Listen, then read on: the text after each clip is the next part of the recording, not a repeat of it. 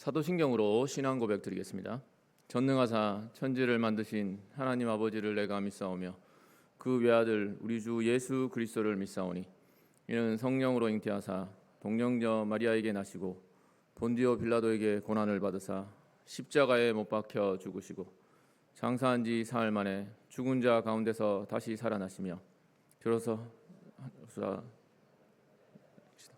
저리로서 산자와 죽은 자를 심판하러 오시리라.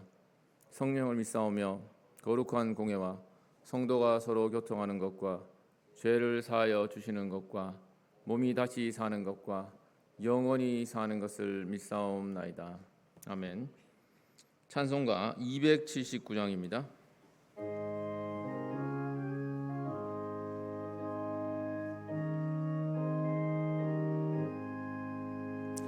인내하신 구세주여 내가 비오니 죄인오라 하실 때에 날 부르소서. 주여 주여 내가 비오니 죄인오라 하실 때에 날 부르소서.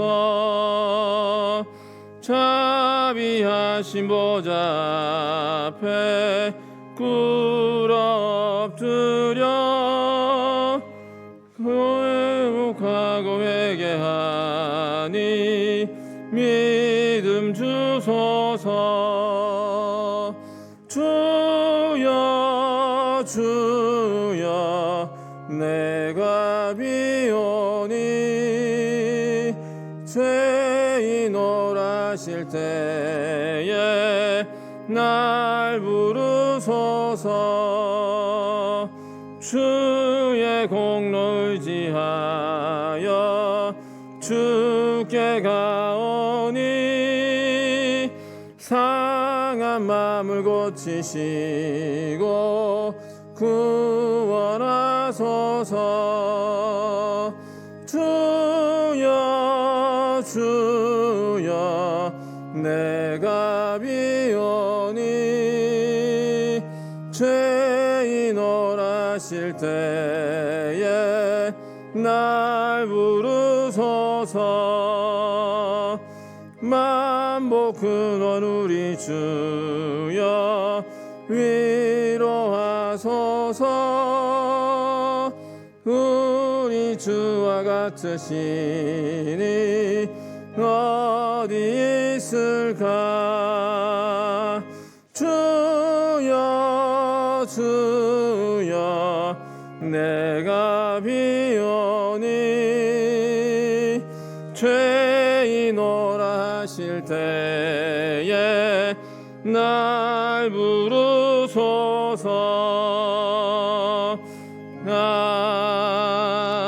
아멘. 기도하겠습니다. 하나님 아버지 감사합니다. 저희들을 불러주셔서 그리스도의 피로 씻으시고 성령으로 말미암아 은혜의 보좌 앞에 담대히 나갈 수 있도록 은혜를 베푸심을 감사합니다. 하나님, 우리가 하나님의 은혜를 받고도 은혜에 합당하게 살지 못한 우리들의 삶을 돌아봅니다. 하나님 용서해 주시고 긍휼을 베풀어 주시고 그리스도의 피로 씻겨 주셔서 우리가 깨끗한 양심으로 하나님 아버지를 아버지라 부를 수 있도록 은혜를 베풀어 주옵소서. 하나님께서 구하시는 제사가 상한 심령임을 알고 있습니다. 하나님, 우리가 상하고 통회하는 마음으로 주 앞에 늘 설 수 있도록 도와주시고 하나님의 거룩한 말씀과 하나님의 놀라운 사랑에 비추어서 우리의 삶을 돌아볼 수 있도록 은혜를 베풀어 주옵소서. 하나님 아버지, 이 시간 하나님의 이름을 높이고 하나님의 말씀을 듣고 기도하며 찬양하며 하나님께 나아갑니다. 하나님, 우리의 몸과 마음을 성령으로 말미암아 합당하게 하나님께 올려드릴 수 있도록 하나님 은혜를 베풀어 주옵소서. 하나님 아버지, 우리 학교를 긍휼히 여기시고 함께 하셔서 복을 주시고 은혜를 베풀어 주셔서 잘 가르치고 잘 배울 수 있도록 은혜를 베풀어 주옵소서. 하나님, 사랑하는 우리 원우들, 학생들, 우리 공동체의 지체들이 있습니다. 하나님 함께 해주시고 그들의 필요를 주께서 아시오니 하나님 은혜를 베풀어 주셔서 우리들이 하나님께 합당한 하나님의 사람으로 설 수 있도록 은혜를 베풀어 주시기를 소원합니다. 특별히 고통 가운데 있는 학생들, 여러 많은 지체들 주께서 기억해 주셔서 그들이 그 고통과 어려움 가운데 하나님을 더 깊이 알고 하나님을 더 사랑할 수 있도록 하나님 은혜를 베풀어 주옵소서. 하나님 이 시간 말씀을 듣습니다. 하나님 함께해 주셔서 하나님 하나님의 뜻만이 나타날 수 있도록 도와주시고, 그리고 우리는 그 뜻 가운데 기쁨으로 하나님 말씀을 받고 감사하고 하나님께 영광 돌릴 수 있도록 은혜를 베풀어 주옵소서. 예수 그리스도의 이름으로 기도드립니다. 아멘.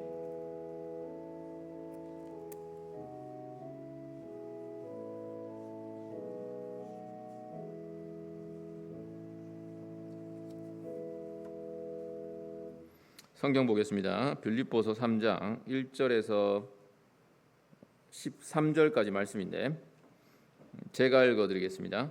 빌립보서 3장 1절에서 13절까지 다 읽지는 않고 일단 제가 읽겠습니다. 끝으로 나의 형제들아, 주 안에서 기뻐하라. 너희에게 같은 말을 쓰는 것이 내게는 수고로움이 없고 너희에게는 안전하니라. 개들을 삼가고 행악하는 자들을 삼가고 몸을 상해하는 일을 삼가라. 하나님의 성령으로 봉사하며 그리스도 예수로 자랑하고 육체를 신뢰하지 아니하는 우리가 곧 할례파라. 그러나 나도 육체를 신뢰할 만하며 만일 누구든지 다른 이가 육체를 신뢰할 만한 것이 있는 줄로 생각하면 나는 더욱 그러하리라. 넘어가서 8절 말씀입니다. 또한 모든 것을 해로 여김은 내 주 그리스도 예수를 아는 지식이 가장 고상하기 때문이라. 내가 그를 위하여 모든 것을 잃어버리고 배설물로 여김은 그리스도를 얻고 그 안에서 발견되려 함이니 내가 가진 의는 율법에서 난 것이 아니요 오직 그리스도를 믿음으로 말미암은 것이니 곧 믿음으로 하나님께로부터 난 의라. 내가 그리스도와 그 부활의 권능과 그 고난의 참여함을 알고자 하여 그의 죽으심을 본받아 어떻게 해서든지 죽은 자 가운데서 부활에 이르려 하노니. 13절 말씀 같이 읽겠습니다. 형제들아, 나는 아직 내가 잡은 줄로 여기지 아니하고 오직 한 일, 즉 뒤에 있는 것은 잊어버리고 앞에 있는 것을 잡으려고. 아멘. 오늘 설교 제목은 바울의 기쁨입니다. 사실 기쁨은 기독교의 굉장히 중요한 핵심 주제입니다. 사실 우리 하나님께서 저와 여러분의 아버지 되시는 하나님께서 기쁨의 하나님이십니다. 그래서 시편 43편에 보면 시편 기자는 우리 하나님을 향해서 큰 기쁨의 하나님이라고 고백하고 있습니다. 예전에 이제 개역 한글판 성경을 보면 극락의 하나님이라고 되어 있는데 큰 기쁨의 하나님이라고 말씀하고 계시고, 사실 그 큰 기쁨의 하나님께서 예수 그리스도를 이 땅에 보내신 이유도 저와 여러분들로 하여금 참된 기쁨을 누리도록 하시기 위해서입니다. 그래서 예수님께서 이렇게 말씀하셨어요. 요한복음 15장 11절에서 이렇게 유명한 말씀이죠. 내가 이것을 너희에게 이름은 내 기쁨이 너희 안에 있어 너희 기쁨을 충만하게 하려 함이라. 이렇게 말씀하셨고, 요한복음 16장 22절에서는 어떤 상황과 어려움과 핍박 가운데서도 잃어버리지 않는 기쁨을 주겠다. 너희 기쁨을 빼앗을 자가 없을 것이다. 이렇게 이제 말씀하고 계십니다. 뿐만 아닙니다. 하나님 나라의 본질적인 특징이 사실 기쁨입니다. 사도 바울이 하나님 나라는 우리가 잘 아는 말씀처럼 먹고 마시는 것이 아니요 성령 안에서 의와 평강과 기쁨이다, 희락이다 이렇게 말씀했고, 사도 베드로도 마찬가지입니다. 사도 베드로가 기독교 신앙을 이렇게 요약하고 있는데 예수를 너희가 보지 못하였으나 사랑하는도다. 이제도 보지 못하나 믿고 말할 수 없는 영광스러운 즐거움으로 기뻐하나니라고 말씀하고 있습니다. 영광스러운 즐거움과 기쁨이 바로 기독교 신앙입니다. 그래서 오늘 본문 말씀 3장과 그리고 4장에서도 바울이 빌립보 성도들에게, 물론 저와 여러분들에게 주 안에서 기뻐하라, 주 안에서 항상 기뻐하라라고 권면하고 있습니다. 여러분 기쁘십니까? 네. 항상 기쁘십니까? 못 믿겠어요. 믿음이 없어서 못 믿겠어요. 이 기뻐하라는 부르심과 이 소명은 사실 그리스도인들에게 가장 기본적인 부르심입니다. 세상 앞에서 특히나 오늘처럼 기독교와 교회와 신자들에게 냉소적이고 적대적인 그런 오늘날 시대 가운데서는 아마 가장 중요한 부르심일 거라고 생각합니다. 정말 여러분들이 주 안에서 기뻐하는 그런 복된 인생이 되시기를 원합니다. 만약 우리가 이런 세상 가운데 정말 주 안에서 항상 기뻐할 수 있다면 아마 세상이 반드시 우리를 주목할 것입니다. 그래서 빌립보서에서 바울은 자신이 어떤 기쁨을 누리고 있는지 그 기쁨의 원리를 소개해 주고 있습니다. 우리가 잘 아는 것처럼 빌립보서는 옥중 서신이잖아요. 바울이 이제 감옥에 갇혀서 편지를 썼는데 흥미로운 게 뭐냐면 그 빌립보서의 중심 주제가 사실은 그 역사적 배경이 감옥과 그리고 기쁨인데 사실은 빌립보 교회의 시작이 이 감옥에서 일어난 사건이 바로 빌립보 교회가 수립되는 굉장히 중요한 계기가 됩니다. 사도행전 16장에 나오는데 간략하게 소개하면 사도 바울이 그 귀신 들린 요정을 고쳐줍니다. 요정을 고쳐주는데 사실 그 선한 일이 사실 계기가 되어서 감옥에 갇히게 되죠. 감옥에 갇혀서 바울과 실라가 하나님께 기도하고 기쁨으로 찬송하는데 우리가 잘 아는 것처럼 하나님 기적적으로 역사하셔서 용문이 열립니다. 용문이 열리고 이제 묶인 것이 다 풀리고 이렇게 됐는데 간수가 사실은 당연히 바울과 실라가 도망가는 줄 알고 이제 자결하려고 하죠. 근데 이제 바울이 자결하지 않았고 그런 간수에게 바울이 복음을 전하게 됩니다. 그 유명한 주 예수를 믿으라 그리하면 너와 내 집 구원을 얻으리라는 복음을 전하고 그 간수와 간수 집안이 다 예수 그리스도를 믿게 됩니다. 그래서 그 구원의 놀라운 하나님의 그 은혜 사역을 사건을 계기로 이 바울이 감옥에 갇혔다가 이 풀려난 이 기쁨의 사건을 계기로 빌립보 교회가 세워지게 됩니다. 그런데 역설적이게도 바울이 감옥에 갇히고 이런 사건들이 사실 빌립보 교회를 큰 기쁨의 사건이 빌립보 교회를 세우게 되는데 다시금 바울이 여러 가지 일로 우리가 잘 아는 것처럼 유대인들의 거짓 고소로 바울이 감옥에 갇히게 되잖아요. 감옥에 갇히게 되는데 이번에 감옥에 갇힌 그 일은 빌립보 교회에 굉장히 큰 근심과 염려를 가져오게 됩니다. 뿐만 아닙니다. 이제 바울이 감옥에 갇히고 여러 가지 빌립보 교회의 거짓 교사들과 그리고 바울의 사건 관련된 여러 다툼으로 말미암아서 빌립보 교회가 큰 어려움을 겪게 됩니다. 그게 바로 빌립보서의 배경이 되는데 이 빌립보서를 보면 빌립보 교회 성도들의 상황과 형편은 굉장히 어렵습니다. 굉장히 어렵지만 바울은 감옥에 갇혀 있지만 여전히 자신은 기쁘고 빌립보 교회 성도들이 기쁨을 누리지 못할까봐 염려하며 이렇게 편지를 쓰고 있습니다. 빌립보서 1장에 보면 바울이 빌립보 성도들이 여러 가지 일로 다툼으로 복음 전도와 관련된 다툼으로 염려하고 근심하고 문제가 생겼음에도 불구하고 바울이 1장에서 권면하기를 나는 감옥에 갇혀 있고 내가 복음을 전하지 못하지만 설령 복음을 다툼으로 전한다 하더라도 나는 여전히 기쁘다라고 얘기를 하고 있습니다. 왜 기뻤을까요, 바울이?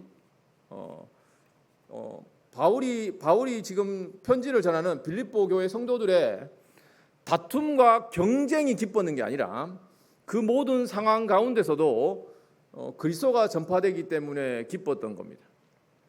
2장에서 그런 내용이 계속해서 이어집니다. 2장 1절에 보면 바울이 빌립보 성도들을 이렇게 권면하고 있습니다. 2장 1절 이렇습니다. 그러므로 그리스도 안에서 무슨 권면이나 사랑의 무슨 위로나 성령의 무슨 교제나 긍휼이나 자비가 있거든 그리스도의 마음을 품으라라고 얘기를 하고 있습니다. 이 말씀의 배경이 되는 상황은 아까 방금 제가 소개한 것처럼 복음을 전하다가 복음을 경쟁적으로 전하고 다툼으로 전하고 심지어는 교회 안에 권면이나 사랑의 위로나 교제가 있는데 그리스도 안에서 한 마음이 되지 못해서 다투는 상황이 벌어진 겁니다.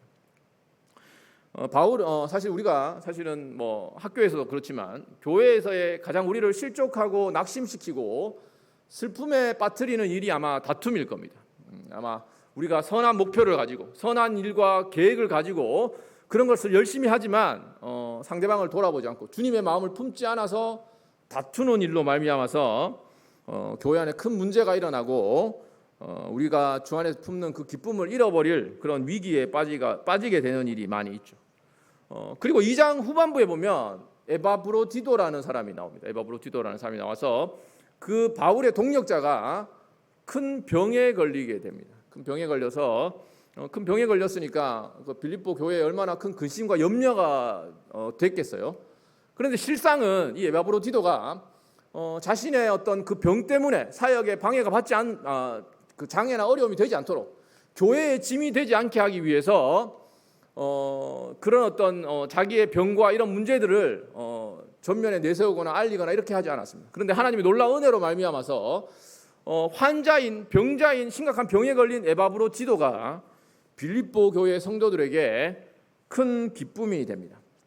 제가 이런 어떤 배경적인 빌립보 교회의 배경적인 얘기를 드리는 이유는 빌립보 교회는 외적인 문제로 말미암아서 어려움을 겪었고 내적으로도 다툼과 질병과 심지어 빌립보 3장에 보면 거짓 교사들로 말미암는 율법주의나 금욕주의 문제 때문에 사실 어려움이 많았습니다. 어려움이 많았지만 바울이 하는 권면은 그럼에도 불구하고 3장 1절에서 주 안에서 기뻐할 수 있고 4장 1절에서 다시 반복하는데 주 안에서 항상 기뻐할 수 있다라고 얘기를 하고 있습니다. 우리가 기억할 게 있습니다. 주님께서 우리에게 약속하신 기쁨은 절대적인 기쁨입니다. 무조건적이라는 얘기입니다. 환경과 상황에 묶이지 않는 상황과 환경을 초월한 그런 기쁨인 겁니다. 사실 여기에 문제나 염려나 근심의 이유가 없는 사람이 아마 없을 겁니다. 모든 문제, 온갖 여러 가지 문제들, 건강 문제들 아니면 관계의 문제든 빌립보 교회에서 관계의 문제를 굉장히 상세하게 다루는데 그런 많은 문제들로 근심하고 염려하고 괴로움에 빠져 있을 것입니다. 그런데 바울이 얘기하는 그 주 안에서의 기쁨은 그런 상황과 환경을 뛰어넘는 초월하는 기쁨이라고 얘기를 하고 있습니다. 여러분의 근심의 이유를 한번 생각해 보시기 바랍니다. 많은 경우에는 상황과 환경과 조건의 문제입니다. 이 땅의 문제들이죠. 그런데 바울은 그런 것이 아니라고 말씀해 주고 있고 한번 생각해 보시기 바랍니다. 지금 기쁨을 내가 기쁘다라고 얘기하고 기쁨을 권면하고 있는 바울의 상황을 한번 생각해 보시기 바랍니다. 감옥에 있습니다. 감옥에 gat혀서 아무것도 할 수 없는 상황이죠. 뭘 하겠습니까? 기도하고 말씀을 읽고 말씀을 묵상하고 그렇게 하는 것 이외에 편지를 쓰는 것 이외에 자기가 하려고 하는 계획들이 좌절되는 상황에서 바울은 기뻐하고 있습니다. 바울은 지금 자신의 생사 여부가 불확실한 그런 상황에서 기뻐하고 있습니다. 빌립보서 3장 우리가 읽은 말씀 뛰어넘으면서 읽은 말씀을 보면 바울은 자기가 주님을 만나기 전에 율법에 열심을 내고 그리스도 없이 율법에 열심을 내고 자신의 육체를 자랑하고 자신을 스스로를 신뢰하며 그리스도가 없던 때 교회를 핍박하던 그때와 자기 뜻과 계획대로 행하던 그때와 지금은 주님의 뜻에 따라서 감옥에 갇혀 있는 죄수의 신분으로 있는 그때를 비교하고 있습니다. 언제가 더 기뻤을까요? 지금이 더 기쁘죠. 너무 당연한 거죠. 당연해서 대답도 안 하는데 너무나 당연한 얘기입니다. 여러분에게 묻겠습니다. 여러분은 언제가 가장 기쁘십니까? 항상 기쁘십니까? 네, 항상 믿겠습니다. 여러분 언제가 주 안에 있을 때 우리가 환경과 조건과 상황이 아니라 주 안에 있을 때 바울은 기쁘고 더 나아가서 자신이 기쁨이 충만하니까 다른 사람의 기쁨을 염려할 수 있는 겁니다. 뿐만 아닙니다. 마지막 장에서도 바울은 다시금 기뻐하라고 권면하고 있고 자기 자신을 다시 또 한 번 기쁨의 모범으로 제시하고 있습니다. 이렇게 얘기하는 거죠. 나를 한번 봐라. 너희들도 나처럼 기뻐할 수 있다라고 얘기를 하고 있습니다. 사실 저와 여러분 그리스도인들은 세상을 향해서 주 안에 있는 내가 얼마나 기쁜지를 보여주고 다른 조건들, 환경들 그런 것들 상관없이 당신들도 나처럼 되기를 원합니다라고 원하는 사람들입니다. 바울은 그렇게 지금 자기를 소개하고 있습니다. 4장에서 이런 유명한 말씀이 나옵니다. 우리가 잘 아는 말씀 4장 11절에서 12절에 이렇게 말씀합니다. 내가 궁핍함으로 말하는 것이 아니니라 어떠한 형편에든지 나는 자족하기를 배웠노니 나는 비천에 처할 줄도 알고 풍부에 처할 줄도 알아. 모든 일곧 배부름과 배고픔과 풍부와 궁핍에도 처할 줄 아는 일체의 비결을 배우노라. 사도 바울은 사람입니다. 우리와 동일한 사람이에요. 바울 서신이나 여러 서신을 읽어보면 많은 여러 성경학자들이 바울이 굉장히 우울질이었을 것이다 라고 이렇게 생각하는 사람도 있거든요. 바울은 어떤 때는 사실은 우리와 동일한 몸을 가진 사람으로서 스트레스를 받았을 겁니다. 피곤했겠죠. 육체적으로 어려웠겠죠. 뭐 다른 많은 성경에 보면 바울이 여러 가지 육체적 필요 때문에 권하거나 도움을 구하는 내용들이 나옵니다. 그리고 빌립보서의 배경이 되는 것도 빌립보 교회 성도들이 바울의 필요를 채워줬기 때문입니다. 그래서 그 문제에 관해서 바울은 굉장히 감사하고 있습니다. 빌립보 4장에서 감사하고 있지만, 그러나 바울은 그런 일들에 너희들이 육체적인 나의 필요와 여러 가지 걱정을 해주고 염려해주고 도움을 주는 것에 너무 감사하지만 자신의 기쁨과 만족이 거기에 달려있지 않다라고 얘기를 하고 있습니다. 그래서 이렇게 얘기합니다. 우리 그 빌립보 4장 말씀에 있는 것처럼 유명한 말씀이죠. 이것도 내게 능력 주시는 자 안에서 내가 모든 것을 할 수 있다라고 얘기를 하고 있습니다. 감옥에 있어서조차도. 그래서 우리의 환경과 조건과 상황과 건강과 이런 것들이 저와 여러분들이 주 안에서 기쁨을 누리는데 방해가 되지 않습니다. 그것이 우리의 기쁨을 좌우하지 않습니다. 저와 여러분들이 사실 이걸 믿어야 돼요. 사실 우리는 우리의 여러 가지 삶의 현장들, 삶의 상황에서 일어나는 일들이 우리의 기쁨을 빼앗아 가잖아요. 여러분들이 요즘 가장 기쁘고 가장 즐거운 일이 뭡니까? 가장 슬프고 괴로운 일이 뭡니까? 주님을 몰라가지고 기쁘다. 주님 몰라가 슬프다. 뭐 이렇게 생각하십니까? 이런 기쁨을 그러면 어떻게 누릴 수 있을까요? 먼저 우리는 이런 기쁨이 어떤 기쁨인지를 먼저 정확히 본문 말씀에 분명하게 나타나 있지만 정확히 되짚어 볼 필요가 있습니다. 기억하십시오. 이 기쁨은 특정한 기쁨입니다. 특정한 기쁨. 저와 여러분들이 이 땅에서 하나님께서 주신 여러 선물들을 누리며 즐거워하잖아요.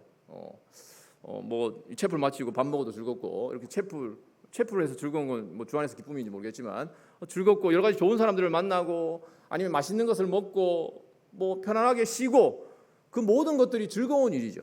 그러나 여기서 말하는 환경을 초월한 기쁨은 기독교적인 주 안에서 누리는 기쁨입니다. 우리가 많은 복들과 분복들을 누리고 그것들을 원하잖아요. 그리고 우리가 그런 것들을 하나님께 구할 수 있겠죠. 그러나 여기서 말씀하는 기쁨은 주 안에서 누리는 기쁨입니다. 기억하십시오. 우리를 즐겁게 하는 게 많이 있지만 바울이 말하고 소개하고 자기가 빌립보 교회를 향해서 모범으로 제시하는 기쁨은 주 안에서 누리는 기쁨입니다. 이런 질문을 반드시 던져야 될 것 같습니다. 여러분들은 주 안에서 누리는 기쁨을 원하십니까?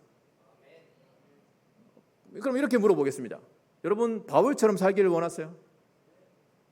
바울과 같은 환경에서 바울과 같이 어떤 상황과 환경에 있다 하더라도 주님을 알고 기뻐하기를 원하십니까? 우리의 문제는 우리의 간절한 소원과 필요가 실상은 주님이 아니라는 겁니다. 정말 우리가 간절히 원하는 게 주님이 아니라는 거예요. 주 안에서 바울이 누리는 기쁨, 빌립보 3장에서 말하는 바울이 누리는 그 기쁨을 누리기 위한 첫 번째 출발은 우리가 정말 이 주님이 주시는 기쁨을 원하고 갈망해야 된다는 거죠. 부정적으로 얘기하면 저와 여러분들이 그런 기쁨을 실상은 그렇게 원하지 않는다는 겁니다. 여러분의 기도의 제목이 뭡니까? 여러분이 매일 하는 기도의 제목, 매일 하고 가장 많이 하고 늘 하는 기도의 제목이 무엇입니까?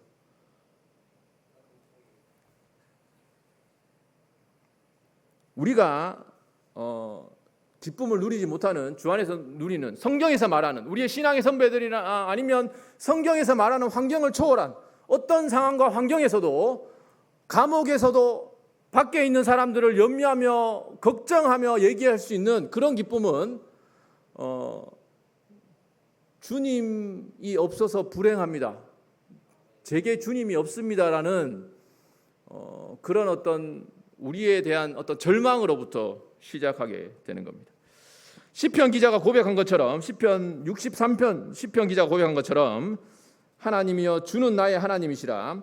내가 간절히 주를 찾되 물이 없어 마르고 황폐한 땅에서 내 영혼이 주를 갈망하며 내 육체가 주를 앙모하나이다. 문제는 우리가 주님이 주시는 기쁨, 아니 주님을 그렇게 주님께 우리가 목마르고 배고프지 않다라는 겁니다.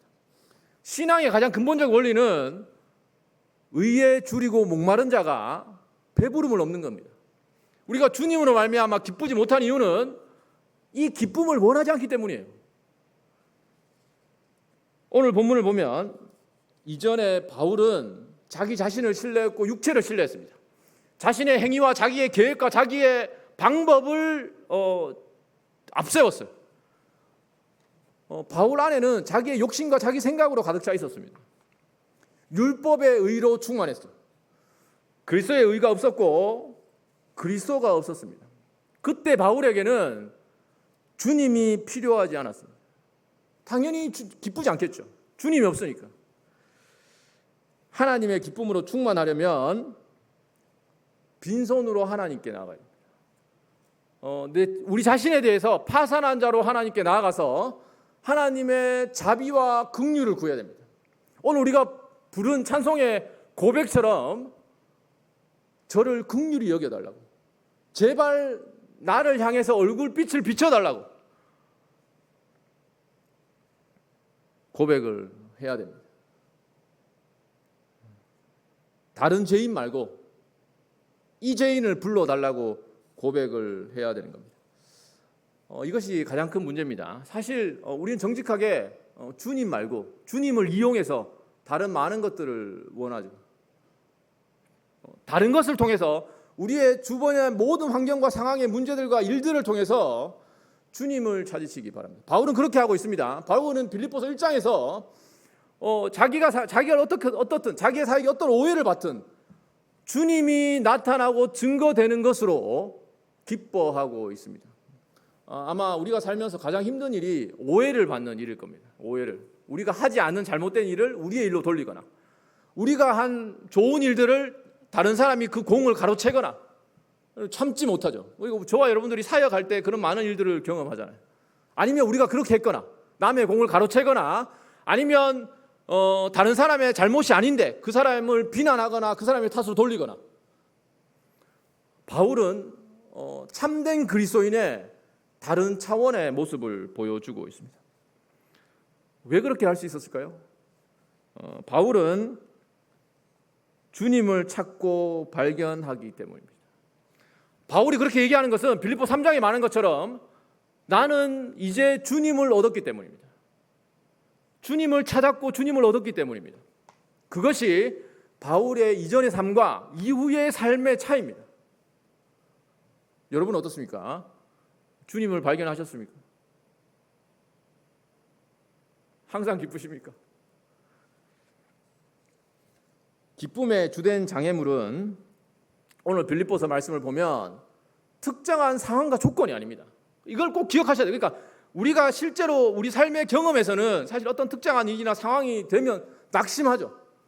너무나 절망스럽고 네가 그 일을 안 당해봐서 그런 얘기 하는 거지 이렇게 이제 생각을 하죠. 그렇지만 성경 전체의 가르침은 한결같이 명백합니다. 주님으로만 충분하다는 겁니다. 어떤 상황과 환경에서도 주 안에서 기뻐할 수 있다는 겁니다.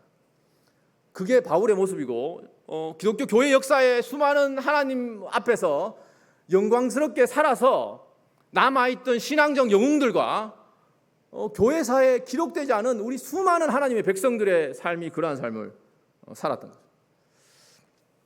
저와 여러분에게 일어났던 환경이 문제가 아니라 그 환경과 상황에 휘둘리는 것이 저와 여러분들의 기쁨을 잃어버리게 만듭니다. 긍정적으로 얘기해 보겠습니다. 그러면 그런 어떤 폭풍 같은, 폭풍처럼 몰아치는 불안하고 불안정하고 고통스러운 상황 속에서 어떻게 해야 되느냐? 바울은 어떻게 하고 있습니까? 바울은 주님을 바라보고 있습니다. 우리가 그런 상황과 환경 속에서 참된 기쁨을 얻고 유지하는 유일한 길은 주님을 바라보고 주님을 아는 겁니다. 신앙에 있어서 왕도는 없습니다. 주님을 아는 거예요. 그래서 빌립보서 4장 5절에 굉장히 유명한 말씀을 바울이 하고 있습니다. 다 아는 말씀입니다. 이렇게 말씀합니다. 아무것도 염려하지 말고 다만 모든 일에 기도와 간구로 너희 구할 것을 감사함으로 하나님께 아뢰라. 이런 놀라운 기쁨의 실제적인 비결은 주님께 기도하는 거죠. 단순히 기도가 수단이 아니라 기도가 주님께 무엇을 단지 구하는 것이 아니라 당연히 우리 하나님께 구해야 되죠. 그렇지만 결국 그 모든 상황을 통해서 주님을 만나는 겁니다. 기쁨의 원천이신 그분을 만나고 우리의 문제를 아뢰는 겁니다. 그래서 그분이 우리의 모든 만복의 근원이심을 확인하는 겁니다. 바울은 예기치 못한 사건과 상황이 우리를 얼마나 힘들게 하는지 잘 알고 있었습니다. 그래서 빌립보서를 쓴 거예요. 우리의 여러 가지 관계의 문제들, 사소로운 관계의 문제들과 건강의 문제들과 거짓된 가르침이나 여러 가지 온갖 문제들이 우리의 삶에 끼어들어서 우리를 얼마나 낙심시키는지 바울은 잘 알고 있었습니다. 그럼에도 불구하고 그 모든 상황 가운데서도 그리스도인들은, 참된 그리스도인들은, 주께 기쁨을 두는 그리스도인들은 어떤 상황에서도 기뻐할 수 있습니다. 저와 여러분과 같이 분주하고 무미건조하고 그리고 힘들고 혼란스러운 우리의 삶의 그 늘 일상이 반복되는 그런 삶 가운데서도 충만한 기쁨을 누릴 수 있음을 믿으시기 바랍니다. 여러분의 삶이 감옥같이 느껴지는 경우가 있다 하더라도 그 가운데서도 충만한 기쁨을 누릴 수가 있습니다. 주님을 바라보시기 바랍니다. 주님이 누구신지 기억하시기 바랍니다. 주님께서 저와 여러분들을 위해서 무엇을 하셨는지 생각해 보시기 바랍니다. 특별히 바울은 빌립보서에서 예수님의 십자가와 부활과 그 부활의 권능에 관해서 자기가 여전히 거기에 참여하고 싶다라고 얘기를 하고 있습니다. 바울은 감옥에서도 주님을 알고 주님을 교제하고 주님을 더 경험하고 주님의 고난과 부활의 권능에 참여할 수 있었어요. 바울에게만 허락된 복이 아니라 저와 여러분 모든 그리스도인들에게 허락된 복입니다. 기억하시기 바랍니다. 주님 안에 있는 저와 여러분의 경이로운 정체성에 관해서 기억하시기 바랍니다. 빌립보서 3장 마지막 절에 보면 바울은 우리 주님께서 장차 오셔서 우리의 낮은 몸, 이렇게 스트레스 받고 어렵고 힘들고 고통스럽고 상황과 환경에 사로잡히는 이 연약한 육체를 영광스러운 몸으로 바꿔주실 것이라고 얘기를 하고 있습니다. 참된 기쁨의 열쇠는 그리스도를 아는 겁니다. 그리스도를 성경에 기록된 대로 가장 영광스러운 분으로 아는 겁니다. 세상의 온갖 문제들과 상황을 다스리시고 주관하시고 그 모든 것 가운데서 저와 여러분들을 영광스럽고 아름답게 만드실 그 주님을 믿는 겁니다. 매 순간 믿는 겁니다. 여러분은 그분을 아는 것을 가장 귀하게 여기고 있습니다. 바울은 빌립보서 3장에서 그리스도를 아는 지식이 가장 고상하다고 얘기를 하고 있습니다. 만약에 내가 그리스도를 알 수 있다면 다른 모든 것을 배설물과 아무것도 아닌 것으로, 해로운 것으로 여길 수 있겠다라고 얘기를 하고 있습니다. 여러분은 만약에 주님을 더 알게 된다면 더 나쁜 상황과 더 나쁜 사역의 조건과 더 나쁜 환경에 처해도 좋습니까?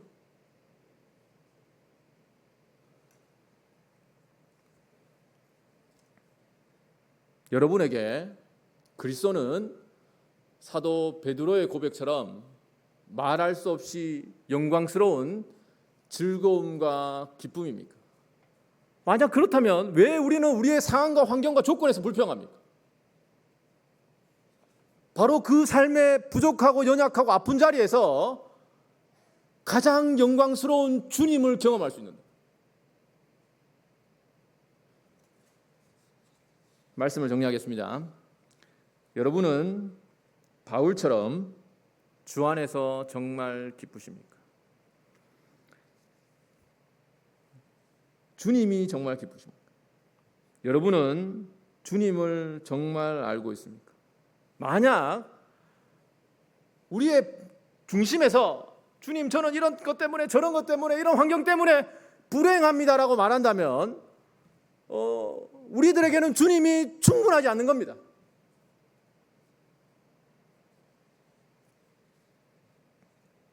만약 바울의 고백처럼 내가 모든 환경에 주님으로 말미암아 기뻐하고 감사하며 인내할 수 없다라고 고백한다면 이렇게 고백하시기 바랍니다.